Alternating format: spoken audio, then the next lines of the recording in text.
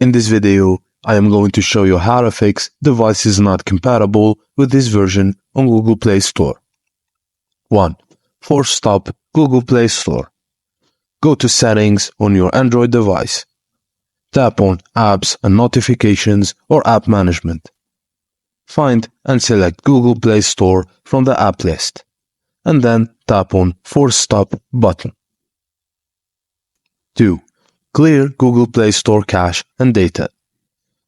Navigate to Settings, Apps and Notifications, and locate Google Play Store and select it.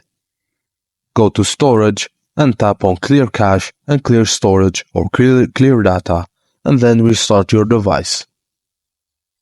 3. Install Google Play Store updates. Open Settings and go to Apps and Notifications and select Google Play. Tap on the three-dot icon at the top right corner and choose Install Updates. 4. Check for system or software update. Go to your settings and find Software Update. Tap Download and install if an update is available. And that's it, guys. Thank you for watching, and please don't forget to like and subscribe for more.